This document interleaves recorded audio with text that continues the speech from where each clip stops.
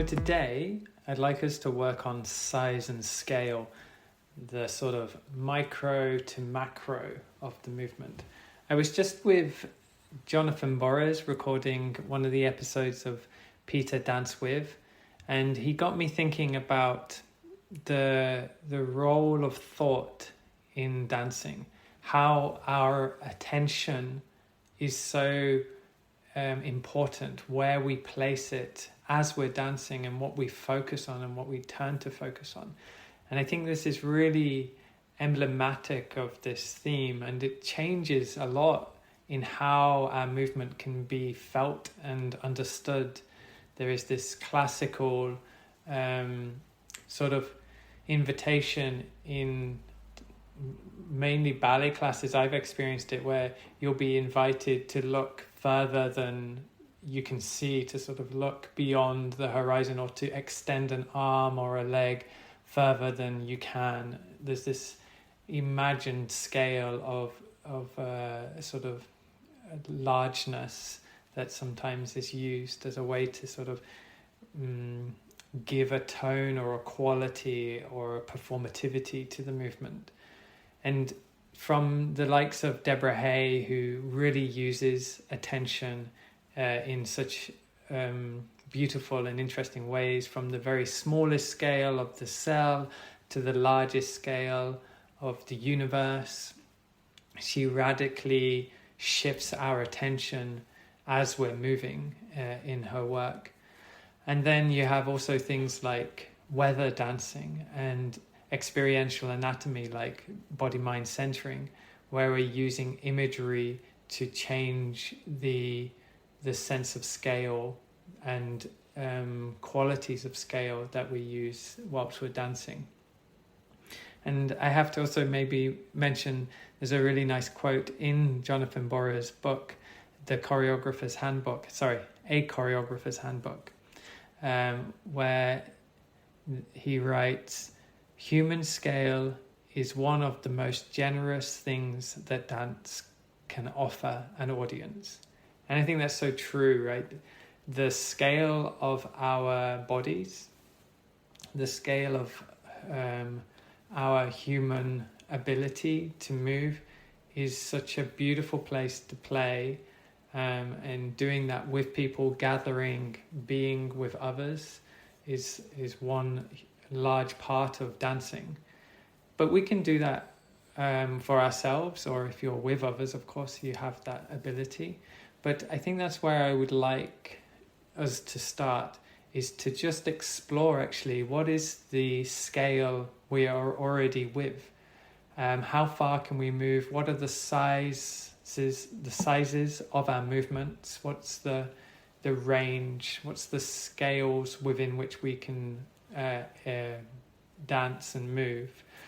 So focusing on the size of your movement, I'd like you to do this a little longer than you want to, and go beyond when you're bored, and then come back. So if you can pause now.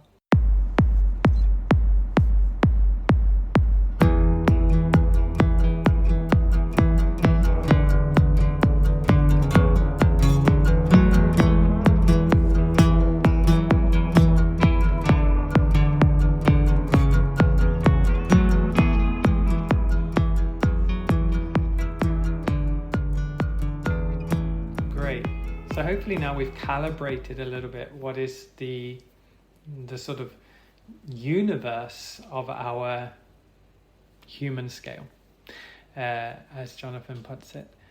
Now I'd like us to borrow from the dear late Glenda Batson and the lovely Susan Sentler, and explore the fold. Obviously they do it in such a beautiful way, with a very caring guidance. Whereas here, I'd like us just to explore through an assignment of the fold. So fold meaning to crease, to mark, to score. And it's such a scalable concept. You think of a fold in a piece of paper, or perhaps a fold in a piece of fabric, or the smaller folds in the threads of the fabric. And so I'd like us to start by exploring the folds that already exist in our space. So you can explore the fabrics or the furniture or the folds of a piece of paper that maybe you've screwed up into a ball, and then move on to the folds in your own body. So the creases, the big creases in, say, in the joints, and then starting to increase into the smaller creases, maybe more imperceptible ones within our body, the folds within the organs or the skin or within the mouth.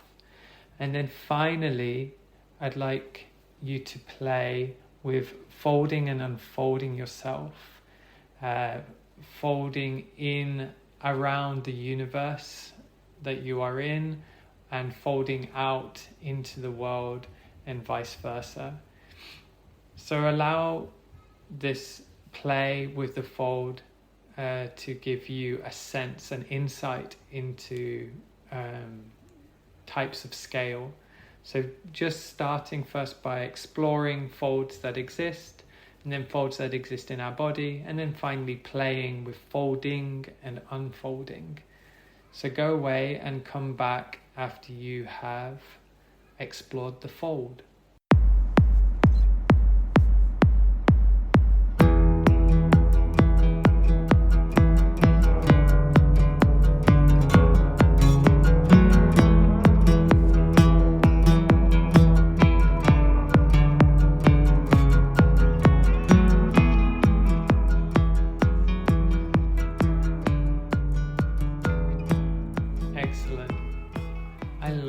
That world that Glenda and Susan sort of invite through that imagination, and also the tangible realness of the fold, how it sort of bridges the gap between reality and speculation. And exactly as I sort of get the feeling with Jonathan's work, where our attention plays a big role in how our dance is experienced and understood, mixed between those sort of representative concepts and then the experience of them.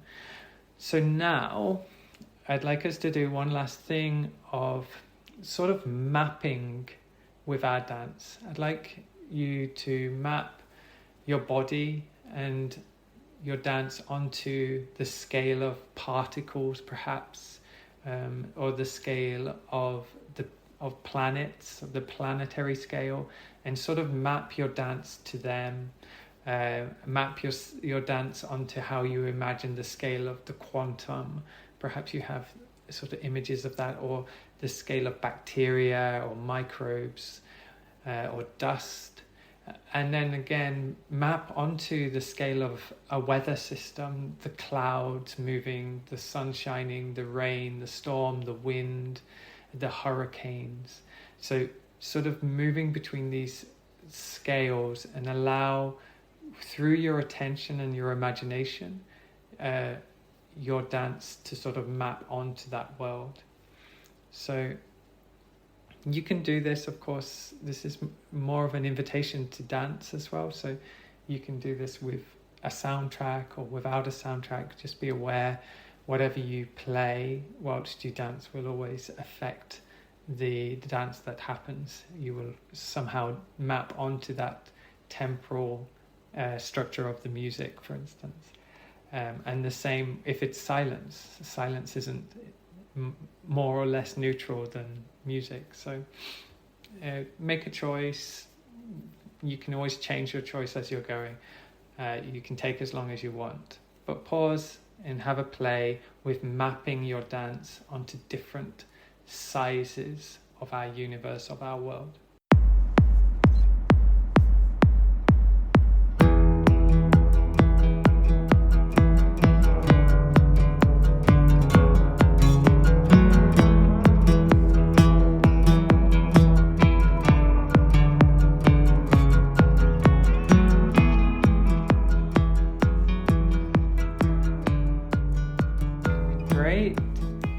that's all I'm going to sort of give for this place. I think there are so many ways, and hopefully we will find more as we keep going and doing these. I'm enjoying the play of thinking around different concepts and thinking up ways to engage in them, and I hope they are equally interesting for you. I think so often the biggest hurdle to dancing is just to start and do, is to have the confidence, or be given the confidence to have a play, have a dance, because it's so immediate, it's so close to us. Talking about scale, and yet maybe because it's so close, it seems like something something that doesn't make sense to do. So hopefully these provide a little bit of a space, a prompt in a way to sort of do those. But like with other workshops, take a moment to sort of reflect on your dance. It's always good to somehow capture something or give a moment just to think for yourself, because ultimately this is for your own dance, to create your own dance. That's why we make it audio and not visual, because I don't know the dance that you need to be dancing.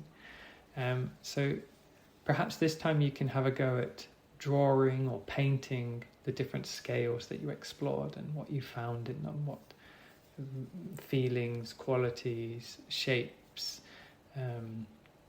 imagery that sort of appeared. And I'll see you next time.